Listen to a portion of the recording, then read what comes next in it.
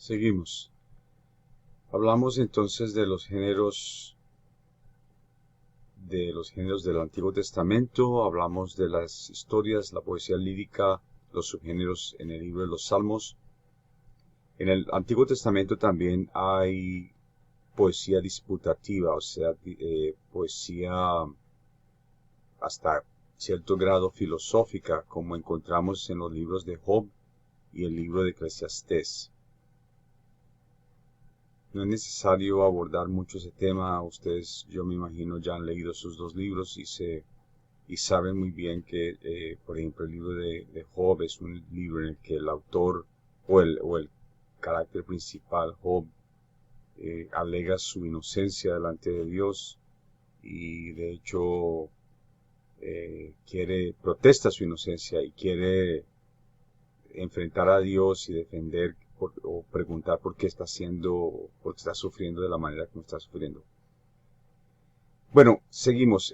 Los oráculos proféticos se encuentran, como el nombre lo dice, en los libros proféticos. Por ejemplo, los grandes libros de Isaías, Jeremías y Ezequiel, los libros de los profetas del libro de los 12, como Oseas, Joel, Amós, en fin. Esos libros contienen oráculos. ¿Qué es un oráculo? Generalmente el oráculo comienza con así habló Dios o así dijo Dios o oráculo de Dios. Son muy cortos, generalmente en el sentido de que es poesía muy concentrada, entonces es hasta cierto punto difícil interpretarlos. La literatura profética es notoria por ser muy difícil de interpretar. Pero es necesario entonces saber de qué se trata esa literatura, cuál es la clave hermenéutica, cómo es que uno puede realmente leerla e interpretarla correctamente. También tenemos literatura sapiencial, por ejemplo en el libro de Proverbios, y finalmente tenemos literatura de amor, por ejemplo en el libro del Cantar de los Cantares. Y hay más géneros literarios en el Antiguo Testamento, pero quería mencionar esos principales. Insisto, que es necesario empaparse, es necesario saber cómo es que funciona cada uno de esos géneros para poder interpretarlos correctamente. No se puede simplemente ignorar el género, porque el género es la clave hermenéutica. O sea, es la clave para poder desdoblar, para poder interpretar y entender esos textos correctamente. Veamos ahora entonces géneros literarios en el Nuevo Testamento. Nuevamente comienzo con historias, como encontramos por ejemplo en el libro de los Hechos de los Apóstoles. Tenemos las enseñanzas de Jesús en los Evangelios, y aquí podemos hablar por ejemplo o quiero hacer una distinción entre las parábolas. A Jesús le encantaba contar esas historitas que seguramente él se inventó. Observaciones del día a día, observaciones de su entorno, de su vida en el campo, observando a los campesinos, a las personas que plantaban, a las personas que trabajaban haciendo esto, aquello, en diferentes profesiones. Y él tomaba lecciones de ese día a día y las usaba como base para sus historias que contaba, ¿no? Por ejemplo, ahí tenemos la parábola del hijo pródigo, ustedes la conocen, ¿no? Tenemos también la parábola del amigo que viene en la noche. Es ese amigo que viene y golpea y golpea y golpea y le dice al amigo que le abra la puerta. El amigo le dice, no, yo no, ya está muy tarde, estoy acostado, mis hijos también están durmiendo. Y su amigo insiste tanto, golpea tantas veces la puerta que finalmente le abre la puerta y entonces le responde que está dispuesto a ayudarlo, no porque sea su amigo, sino por la insistencia. Por tantas veces golpeó la puerta que el otro no tuvo más opción que abrir la puerta y ayudarlo, darle lo que estaba pidiendo.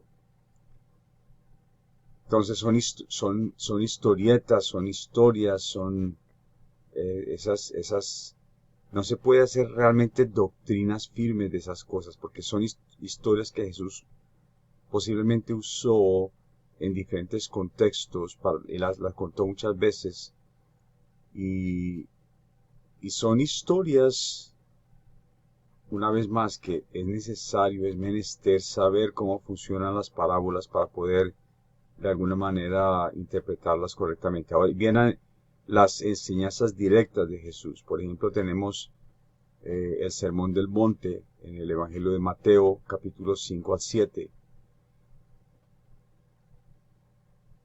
Lo mismo pasa en la realidad es una versión diferente del mismo sermón.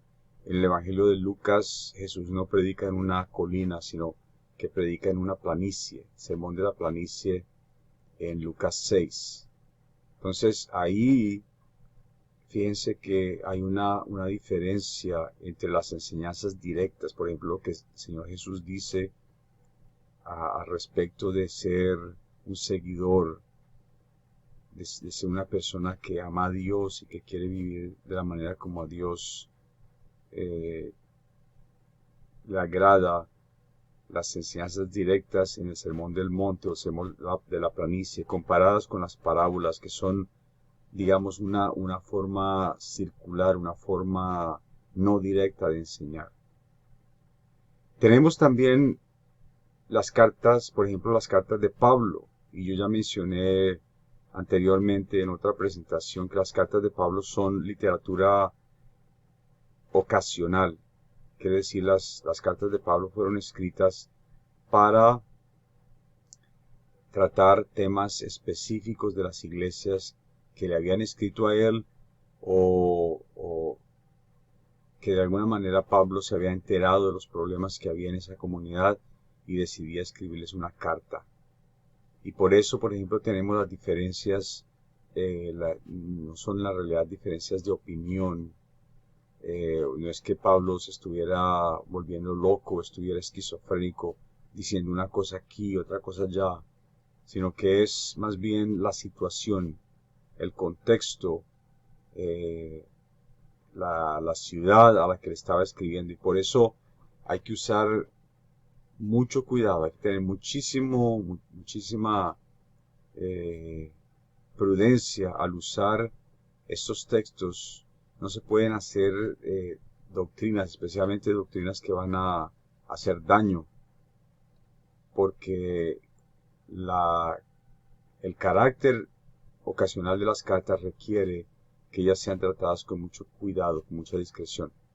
Tenemos también el género de la apocalíptica en el Nuevo Testamento. Aquí podríamos hablar por meses de esto. La apocalíptica es un género particular que hay en la Biblia. Hay dos libros, de hecho, que tratan de, o que pertenecen a este género de la apocalíptica. En el Antiguo Testamento es el libro de Daniel, en el Nuevo Testamento es el libro de Apocalipsis. Y esos libros también tienen sus claves hermenéuticas, ¿no? Entonces, aquí sería menester entonces hablar un poquito más, pero no hay tiempo. Entonces, les animo a que se enteren de qué se trata el género de la apocalíptica para poder interpretar esos libros, esos dos libros y unos pasajes que hay en otros libros de manera correcta. Ahora llegamos al cuadrilátero wesleyano. ¿De qué se trata esto? El cuadrilátero wesleyano es una herramienta hermenéutica, quiere decir, es una herramienta que nos ayuda a interpretar. Y esto no es nuevo, ¿no? Como ustedes se pueden dar cuenta ahí, esta formulación está conectada a Juan Wesley. Nosotros las personas de la Iglesia de Dios somos wesleyanos, o sea, somos herederos de la reforma, si se puede decir así, de Juan Wesley en el siglo XVIII. Pero esta forma de pensar, esta forma de usar diferentes fuentes para pensar la realidad, no fue Wesley que se la inventó. Los cristianos han utilizado una cosa así desde el principio. Entonces no es una cosa nueva. Por ejemplo, piensen al respecto del tema de la esclavitud, tanto en el mundo antiguo como en el mundo moderno, ¿no? En este lado del océano, en las Américas. ¿Cómo fue posible remover, finalmente deshacerse de esa institución tan terrible que fue la esclavitud? Eso fue posible a través de una conjunción de elementos, ¿no? Aquí intervino la razón, intervino la tradición, intervino la experiencia de las personas, pero también, es claro, intervino la Biblia. Entonces, el cuadrilátero wesleyano, imagínense aquí un cuadrilátero, a ustedes los que les gusta tal vez el boxeo, ¿no? El cuadrilátero tiene 4 lados y tiene 4 esquinas, ¿no? Entonces, en cada esquina ponemos uno de estos elementos: Biblia, tradición, razón y experiencia. Entonces la Biblia en una esquina, la tradición en la otra esquina, abajo pondremos la razón y en la esquina derecha ponemos la experiencia. Esos son las 4 esquinas, los 4 vértices del cuadrilátero wesleyano. Ya voy a hablar en la próxima diapositiva de qué trata cada uno de ellos. ¿Qué es? ¿Qué es entonces el cuadrilátero wesleyano? Es una manera de ver el mundo, o sea, de acercarse a la realidad, ¿no?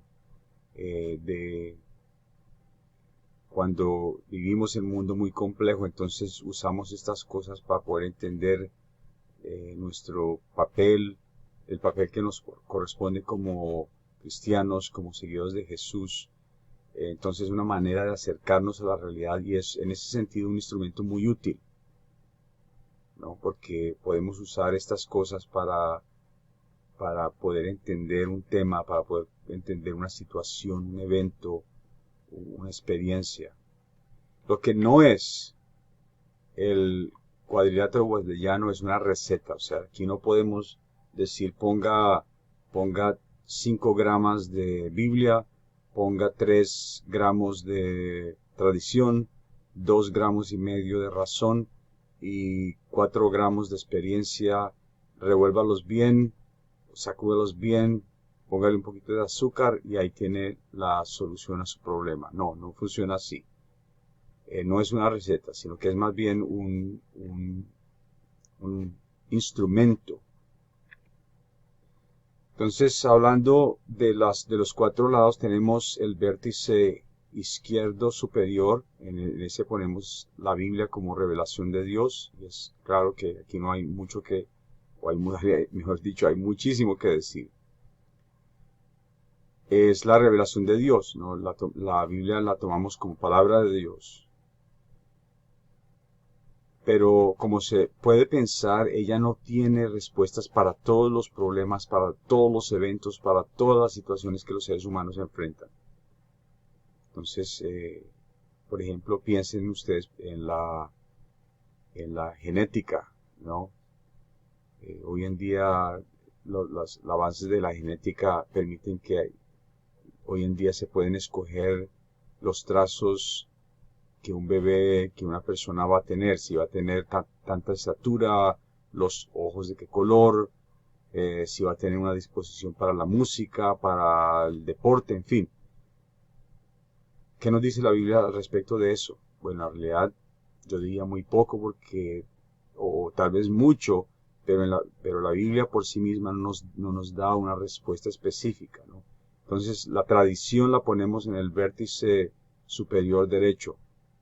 Se refiere a lo que hemos heredado a través de 2000 años de historia cristiana.